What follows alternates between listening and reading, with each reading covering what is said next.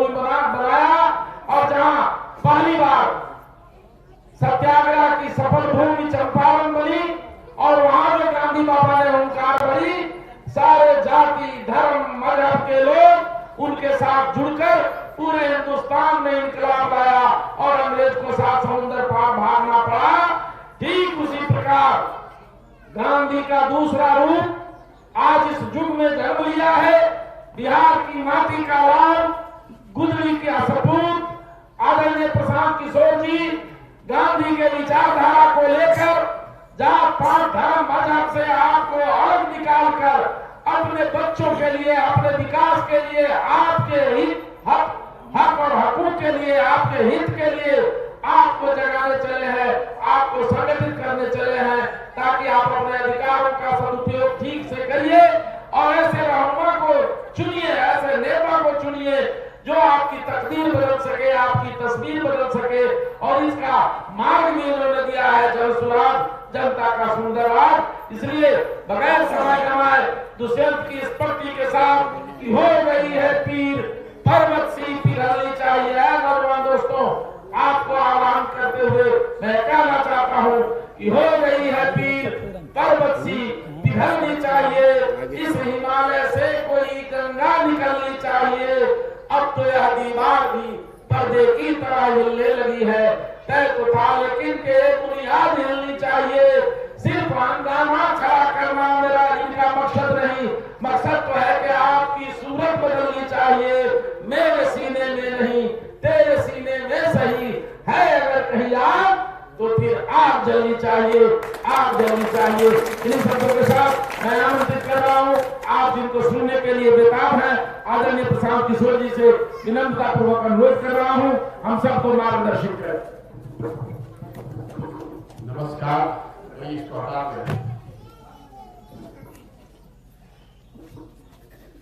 नमस्कार। सबसे पहले तो आप यहाँ अपने गांव के प्रांगण में जुटे हैं, मुझे मेरी बात कहने का अवसर दे रहे हैं, इसके लिए आपका धन्यवाद कर रहे हैं, आपका आभार व्यक्त कर रहे हैं। देखिए, हमारा नाम है प्रशांत किशोर, हम नेता ना हैं, हम मंत्री विधायक ना हैं, मुखिया सरपंच भी नहीं किए और कोनो कामो ना करो, हम कोनो कामो करे नहीं किया। आदमी कुर्ता पैजामा पहन के चलता तो जहां रोड पर चलता नहीं जा तो जे गरीब आदमी व्याकुल बा, परेशान बा, उठा लेता। ए भैया देखिए हमनी के का दशा बा, ए भैया हमनी के घर बनवा दी, राशन नहीं मिलो, नाली गली के हालत खराब बा, लड़कन के पढ़े के व्यवस्था नहीं थे, जहां चलता नहीं जा आदमी धो लेता। देखी रहुआ हम अपन दशा का बनैले बानी जा। ये देश में गांधी जी, बाबा साहेब अम्बेडकर आपको अधिकार देकर गए हैं, जेकरा के रहुआ बटन दबावत तानी उहे ना राजा बनता, लेकिन जहिया बटन दबावत तानी वो दिन दिमाग ताखा पर रख देता नहीं, कोई बुर्बक बना के वोट ले जाता, तो जे वोट ले लेलस उ चलता हेलीकॉप्टर पर आ राव लइका जमीन पर चलता, ओकरा पैर में चप्पल नहीं। 5 वर्ष रुआ भिखार के दशा बना के घूमता। ए भैया कुछ करा दा हमार, तो हम चलल बानी संकल्प लेके, वोट नहीं मांगो, सबके गांव गांव घूमे के संकल्प ले बानी। ये भाई पूरा बिहार में हर गांव, शहर, कस्बा, पंचायत पैदल चल के जाए, जाके अपना आंख से देखो कि रउआ कौना कष्ट में जियता नहीं। अभी रउआ गाँव में आवता नहीं तो देखता नहीं कि रोड बा ऊपर हाथ भइल बा, ठेहुन भर पानी लागल बा, 5 मिनट हमनी के चले में नाक बंद करके चले पड़ता। बताई राव लड़का वही में रहता, कितना कष्ट में जियता। हर गांव के यह दशा बा, हर गांव में, हर टोला में आदमी उतने परेशान बा, गरीबी से 5 किलो अनाज दे के वो 5 में वो 4 किलो मिलता। कोई के नाली के झूठा वादा बोल के आदमी वोट ले लेता, आ फिर जे वोट लेके चल गए अब जीवन भर वक्त सुधरे के नहीं थे। तो हम चलल बानी बतावे कि आखिर गलती होत काहे बा। रउआ कहता नहीं कि नेता ठगता, हम कहता नहीं कि नेता नहीं से ठग, हमने के अपने से ठगाता नहीं जा। अगर कोई नेता ठगी तो एक बार ठग ली, 2 बार ठग ली, हमने के तो 50 बरिस से ठगाता नहीं जा। जब रउआ लड़का हो तब वो अतने गरीबी रहे, और आज रउआ जवान हो गई, बूढ़ हो गई, तब वो अतने गरीबी बा। ये बीच में कितना आदमी के रउआ वोट देनी, जे आई है कहलस कि हमरा के वोट दे दो, हम आई न तो अब क्या ठीक कर दे। आ वोट रउआ दे देनी तो फिर उहे के दशा उहे रह गई। तो यही से हम वोट नहीं मांगो, हम रउआ के बतावे आई बानी कि कैसे ही सुधरी। हम मछली नहीं बांट, मछली मारे सिखावे आई बानी। अगर वोट देवे सीख जाई तो 5 वरिष्ठ नेता रउआ घर के आगे एड़ी रगड़ी। अगर वोट देवे ना सीखो तो रउआ एक दिन वोट देता नहीं, नेता आके गोड़ पर गिर के कहता दे दो, आ वो दिन लेके गई तो फिर ना भेटाई हुआ से जोहत रही बाना बात। तो हर बार रउआ पूर्वक कैसे बनता नहीं बतावता नहीं। देखिए 5 वरिष्ठ हमने के बैठ के रोज गावता नहीं जा, कितना कष्ट बारे भाई, बड़ा भ्रष्टाचार बा, लड़कन के पढ़े के व्यवस्था नहीं थे, गली नाली के हालत खराब बा। एजा जितना आदमी बैठल बा कोई के घर के जवान सवांग ऐसा ना होई जे जाके बहरी मजदूरी नहीं के करो। 10,000 15,000 रुपया खाती जवान लड़का भेड़ बकरी के तरह बैठ के जैसे जाता सब ट्रेन में बस में, और आदमी रहता छोट छोट कमरा में, 4 गो 5 गो आदमी रहता है, 12 घंटा 14 घंटा अपना हाड़ गलावता। तो 14,000 15,000 रुपया मिलता कि घरे 6,000 भेजी तो हमार बाल बच्चा खाए। ये हमरा करवा बताई कि हमने कि यहाँ दूसर जगह के आदमी आके कोई मजदूरी करता, कोई करते या मजदूरी सोहनी पाक छोड़ के नहीं है ना, ठीक बात बा। नुकसान रवा जाए तुरंत, अभी तुरंत 5 मिनट में छोड़ देवा जाए सोहनी करे। जौन लड़का जे रवा घर के सामान चल गई, अब ओजा अगर बीमार पड़ जाता तो रवा छटपटा के रह जाए, रवा देखे के ना मिली। कोई छठ में एक बार आवता 20 दिन खाती तो रवा मुंह देखे के मिलता, फिर ओकरा सालों भर रवा मुंह देखे के नहीं मिलो। राउर आपन लड़का जब बीमार पड़ जाये तो अकेला ही अस्पताल में डॉक्टर के यहाँ जाए पड़ी, रवा घर के सामान हाइए नहीं तो जाए कैसे। ये व्यवस्था बा नहीं जा, जे लड़का बा जवान भइल गइल बहरी मजदूरी करे, कहे से कि एजा कोनो फैक्ट्री नहीं थे, एको फैक्ट्री नहीं थे एजा, तो मजदूरी मिली कैसे। एजा इतना आदमी बैठल बा, हमनी के वोट केकरा के देले बानी जा, मोदी जी के। मोदी जी के वोट दिया बा, सुनी में आपके समझी, मोदी जी के वोट दिया बा। सब कोई कहल चला चला मोदी जी के दो वोट, मोदी जी यहाँ ना तो सब विकास हो जाए, बिहारों के विकास हो। तो विकास भइल कि ना रउआ सोचो, लेकिन बिहार में को फैक्ट्री ना लागो, काहे जब फैक्ट्री नहीं थे लागो। गुजरात में वो शहर बा सूरत, एजा से भी कुछ लड़का गए हो काम करे। एक शहर सूरत में 5 लाख लड़का बिहार के ओजा मजदूरी करता आदमी। तो भाई सोचे के चाहिए न कि भाई मोदी जी इतना फैक्ट्री सूरत में लगवैले बड़न, तो बिहार के आदमी कौन पाप कैले बा, 2-4 गो इजे लगवा देतो, इजे काहे निकल लगवा देत, हमने के लड़कन के इजे रोजगार मिल जाए। तो मोदी जी एजा फैक्ट्री काहे के लगवावस।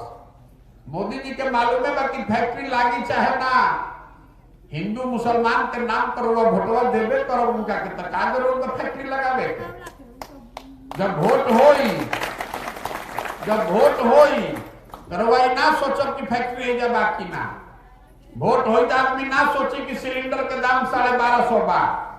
आदमी कहता भुला भुला ये सब बात, चलो ऊपर देखो, ऊपर पाकिस्तान हो गए, पुलवामा हो गए, तू फैक्ट्री के बतिया बताओ, चलो जल्दी मोदी जी के वोट दो। तो जब रउआ आपन लड़का के चिंता नहीं खे, आपन समाज के चिंता नहीं खे, तो नेता राउर चिंता करी भाई, काहे करी बताएं? तो हम राउर काहे चिंता करो? जब राउर लड़का जब पढ़े जाता तो वो पढ़त नहीं खे, स्कूल में तो पिलुआ वाला खिचड़ी खियावल जाता। तो ये हमरा के बताई रहुआ कि राउर लड़का जब पिलुआ वाला खिचड़ी खाई, पढ़ी ना, तो मजदूर ना बनी तो कलेक्टर बनी, क्या बनी बताई हमरा के? मजदूरे ना बनी। तो हतना आदमी जब बानी जब बैठो तनी ईमानदारी से अपना लड़कन के नाम पर कही कि पढ़ाई खाती स्कूल खाती हम रउआ कबो वोट देले बानी जा, कबो दिया बा वोट कि ना भाई अब क्या वोट वगैरह के दिया कि हमने के लड़कन के पढ़े के व्यवस्था करो। तो जब रउआ लड़कन के पढ़े खाती वोटे नहीं दे तो स्कूल कैसे बनी हमरा के बताए? रउआ वोट देले बानी जात के नाम पर, तो जहां जाई हो जात के बात होता। रउआ वोट देले बानी भारत पाकिस्तान पुलवामा के नाम पर, तो जैसे ही हमने के टीवी रेडियो खोला तनी जब तो भारत पाकिस्तान के बात होता। रउआ गांव के बात नहीं के होत, रउआ घर के बात नहीं के होत, रउआ लड़कन के रोजगार के बात नहीं के होत। यही से हम चलल बानी पैदल, वोट नहीं की मांगो, सबके हाथ जोड़तानी। अरे भाई आपन ना तो कम से कम आपन लड़कन के चेहरा देखी जा। हमनी के उम्र तो आधा बीत गई, हमार उम्र बा 45, तो कितना दिन आदमी जी 80 बरिस 90 बरिस, तो आधा उम्र तो हमारो बीत गई। तो आपन जिंदगी तो बीत गई, कम से कम अपन लड़कन के जिंदगी सुधरो एकरा खातिर न प्रयास करे के चाहिए। तो रउआ एक चिंता नहीं थे, रउआ तो कभी 500 रुपया पर वोट दे, कभी कोई 5 किलो अनाज दी ओकरा के वोट दे देता। हमरा के बताई 5 किलो अनाज रउआ जीवन भर खात रहो, 5 किलो अनाज रउआ के कोई जीवन भर देत रही तो गरीबी से निकल सकीला? कबो निकल गरीबी से? गरीबी से तब न निकलो जब राउर लड़का पढ़ी ओकरा रोजगार हो जाए, नौकरी हो जाए। जब रउआ समाज के इजा रोजगार मिल जाओ तब न गरीबी से निकलो। तो बुझाए के चाहिए न। देखिए हमार दादा मजदूर रहन, बैलगाड़ी चलावत रह, बनिहारी करके बैलगाड़ी चला के हमार बाबूजी के पढ़ैल। हमार बाबूजी डॉक्टर हो गए, बाबूजी हमरा के पढ़ैले बड़न, तब न हम खड़ा होके बोलत तानी। जब राउर लड़का पढ़बे ना करी तो मजदूरे न बनी भाई। यह बतावे चलल बानी कि संकल्प ली कि जात पर नहीं, धर्म पर नहीं, भारत पाकिस्तान पुलवामा 5 किलो अनाज पर नहीं, वोट उसको देंगे जो हम लोग के बच्चों के पढ़ने का व्यवस्था करे। वोट ओकरा के दियाई जो हमने के सामान के बहरी से ला के एजे 15,000 के रोजगार दे, ओकरा के न वोट पड़े के चाहिए, होके के चाहिए कि ना बताई? बताई हतना आदमी रउआ बैठल बानी, रउआ 5 किलो अनाज चाहिए आकि अपना सामान खातिर रोजगार चाहिए? रोजगार चाहिए ना। अगर रोजगार रही तो 5 किलो अनाज ना खरीद ले, क्या जरूरत हमने के भीख मांगे के? यही से ये समझावे चलल बानी। आदमी कहता कि बात तो ठीक बा, सुनी, अब आदमी कहता कि भैया बात तो ठीक बा, लेकिन भरोसा केकरा पर कइल जाओ? जे करे के वोट देता नहीं जाओ उहे ठगता, तो केकरा पर भरोसा कइल जाओ? तो हम आई मान अब चाहे प्रशांत किशोर, तो हम आई माने तो हम ठग के भाग जाए। हमारा पर भरोसा रहो काहे करो?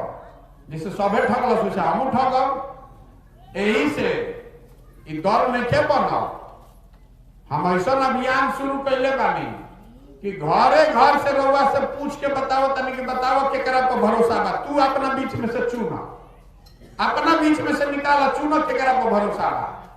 आ जेकरा के सब मिल के चुनी ओकरे पीछे अपन जन सुराज के पूरा ताकत शक्ति पैसा बुद्धि लगावल जाओ आ सबे मिल के ओकरा के जिताओ, तबे न बनी जनता के सरकार। होके के चाहिए न। एक नाम का बा जन सुराज, नाम पहले सुन ली। एक नाम बा जन सुराज। सुराज मतलब सुंदर राज। केकर सुंदर राज? अभी तक देखनी कांग्रेस के राज, लालू के राज, नीतीश के राज, मोदी के राज। हम कहता नहीं कि ना, अब जनता के राज होके के चाहिए तबे बदली, ना तो बदले वाला नहीं के। ठीक बा ना? तो होई कैसे?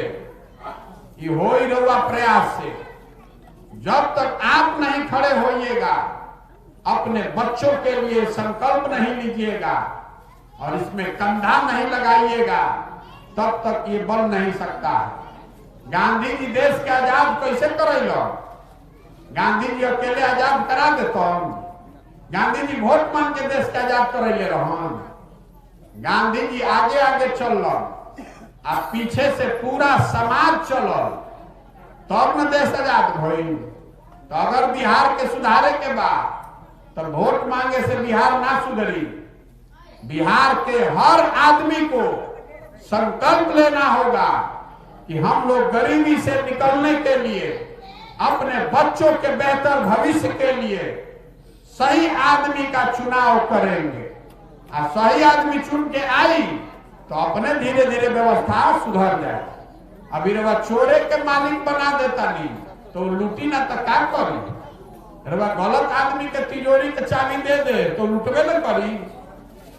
रवा बनिहारी से 100 रुपया कमाता नहीं तो अपन पैसा के, अपन साड़ी कहाँ रखता नहीं, ओकरा के लुका के रखता नहीं कि कोई लेके भागो मत। आ राज्य भर के, पूरा राज्य के 2 लाख करोड़ के बजट रवा बिना सोचले समझले कोई के दे देता नहीं। हम पूछता नहीं वोट काहे देनी? हाँ, आदमी कहता का करी भैया, गौवा वाला सब देते रहे तो हम दे दे। अरे राउर घर के सवान 14 घंटा मजदूरी करता, अरे वह वोट दे समय सही वोट दे देता नहीं। राउर लड़का के शरीर पर कपड़ा नहीं थे, ओकरा के पढ़े के व्यवस्था नहीं थे, अरे वह वोट ऐसा ही दे देता नहीं। और ऐसा ही दे दे तो फिर भोगे पड़ी। वोट का ताकत समझिए, जिसका बटन दबाइएगा वही राजा बनेगा। अब ओकर तनिको मन का ताकत नहीं थे, देखा के भोटवा दबाता जो है ना बनता जा राजा। तो वोट देख समय न जागे के चाहिए। करवा वोट दे देता नहीं आंधा बन के, और ओकरा बाद 5 वर्ष गरीब भी फैशन मांगता नहीं है, भैया कुछ दो, है भैया कुछ दो। ना ना सुनी तो अगला बार फिर यही से 5 वर्ष ना सुनी। ए भाई, अगर नहीं थे सुना तो 5 वर्ष ना सुनी। आज तरह तो कितना उम्र हो गई? 50 वर्ष। कहे हाली ठगई नहीं पहले बताए? एक हाली न ठगई तीन हुआ। 32 वर्ष से बिहार में लालू नीतीश, लालू नीतीश, लालू जी गइलन तो नीतीश अइलन, नीतीश गइलन तो लालू अइलन। हम एजा रामनगर में चलत रही पैदल, जैसे गांव में बैठल बानी, एक आदमी कहल कि देख ए भैया ही नाव वाला हजाम बड़ा बढ़िया आदमी से पूछी ना, तो से पूछनी कि अच्छा ही बताओ कि बिहार में 32 वर्ष से लालू और नीतीश के राज बा, दोनों में का फर्क बा? तो कहलस कि भैया हम तो हजाम हई, अपने भाषा में रवा के बताई, दोनों में कोनो फर्क नहीं थे।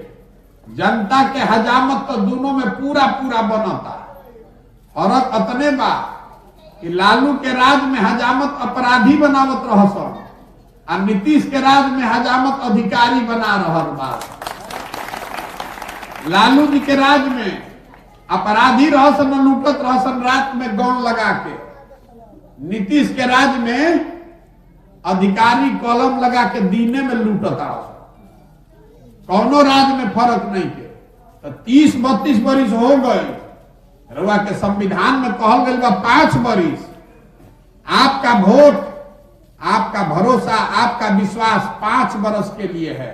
काम भइल तो रखी आ काम नहीं भई। अब नेताजी नहीं कम सुनल तो झाड़ू मार के भगाई तब सुधरी, आ ना झाड़ू मार के भगाई तो फिर आके रवा के बुर्बक बनाई। रवा तो जहिया वोट होई ओ दिन झाड़ू ना मारो, ओ दिन रवा जात के नाम पर धर्म के नाम पर फिर जाके ओकरे के वोट दे दे। अब किल मारम न तो बस सबके हली बाहर ही सबके, और अपना में से जेकरा के चुन के ले आई ओकरा के जितावल जाओ तबे बिहार सुधरी। तो सुनी अब एगो बात, हमरा से वोट मांगनी ना, और से पैसा चंदा मांगत नहीं की, तो से मांगे आयल बानी राउर आशीर्वाद। प्रयास करे निकलल बानी, 5000 किलोमीटर पैदल चले पड़ी। रउआ गांव में सबे मान गए, दूसर के गांव वाला ना मानी तो ना न होई बात, सबके माने के पड़ी। तो गाँवे गाँवे जाके समझावे के पड़ी। तो 5000 किलोमीटर पैदल चले पड़ी। बिहार में 40,000 गांव बा, 1.5 बरिस लागी। सुबह से शाम तक गाँवे गाँवे जाता नहीं, और सबके हाथ जोड़ के समझावता नहीं, अरे भाई अपना और अपना लइकन खातिर संकल्प लिहल जाओ कि अब की हाली वोट पढ़े खातिर दिहल जाई, रोजगार खातिर दिहल जाई, अस्पताल खातिर दिहल जाई। वोट अब के हाली जाति पर धर्म पर ना दिहल जाई, अच्छा आदमी के वोट दिया है। ठीक बा न? प्रयास होको न? बोलिए तो सुंघाता नहीं तो होई। अरे प्रयास होको न? सुनाई नहीं के दे, हम इतना नरिया के बोले तनी रो बैठले बैठला आवाज नहीं के निकालो। प्रयास होको न? तो रोबा हमरा के आशीर्वाद दी, ऐसे आशीर्वाद दी कि हाड़ मास के शरीर से कोई 5000 किलोमीटर चल सकेला? बीचे में आदमी मर जाए टंगा जाए। हम 1500 किलोमीटर से चल के आवता नहीं, 135 दिन हो गए घर परिवार छोड़ के। अभी 1 बरिस चले के बाद अगर एक के सफल करे के बाद तो ऊपर वाला के कृपा चाहिए, आशीर्वाद चाहिए, और आप सबका आशीर्वाद चाहिए। अगर आपको लग रहा है कि काम रुआ बुझाता कि ठीक बा, बिहार खाती, बिहार के लइकन के गरीब खाती ठीक बा, तो एक बार हाथ उठा के आशीर्वाद दीजिए। आशीर्वाद हाथ उठा के, तो वो नहीं क्यों उठावो, हाथ उठाइए और दीजिए आशीर्वाद। बान आशीर्वाद राहुल होके न? प्रयास होको ना? एक बार जब हमने के बिहार के बहरी जाता नहीं जा, रुआ घर के समान काम करत हो जा बिहार के बाहर, तो कहता सन बिहारी मतलब बेवकूफ, बिहारी मतलब अनपढ़, बिहारी कह के गाली देता है आदमी को। ये बिहार की जनता, हम लोग बेवकूफ नहीं हैं। यहाँ का नेता, यहाँ का दल, यहाँ का व्यवस्था हम लोग को बेवकूफ बना दिया है। एक बार आप जग जाइएगा, अपने बच्चों के लिए जगिएगा, अपने बच्चों के पढ़ाई के लिए, रोजगार के लिए जग जाइएगा, तो आप वो व्यवस्था बना सकते हैं जिससे बिहार के जो लोग बाहर जाकर फैक्ट्री में काम कर रहे हैं, वही लोग आकर यहाँ फैक्ट्री लगाएगा और चलाएगा। अब एक वादा याद रख ले, बाकी एजा हम कुछ वादा ना करी, लेकिन जन सुराज का एक वादा याद रख लीजिए। जब जनता का सरकार बनेगा तो साल भर के अंदर जितना लड़का हमनी के बाहर चल गए बाहर मजदूरी करे, उस सब के वापस बुला के आपके पंचायत में ही 10,000 15,000 के रोजगार के व्यवस्था कई जाए। लिख के रखिए। अगर ना होई तो हमार गर्दन पकड़ ले। साल भर के अंदर जितना रोवा घर के सामान गोइल बान बहरी सब के बुला के 15,000 रुपया के रोजगार दिहल जाए। रोवा घर के सामान गईजा आ जाए तो राउर बल कितना बढ़ जाए। नाली गली बाद में बनी, अस्पताल बाद में बनी, पहले जो लड़का बहरी चल गए बान ओकरा के वापस ले आके जे रोजगार दिया। ठीक बा ना? ओके चाहिए ना? योगे चाहिए कि ना? पहला काम ये ना होके चाहिए। बोलिए भाई, पहला काम का होके चाहिए? रोजगार कि नाली गली?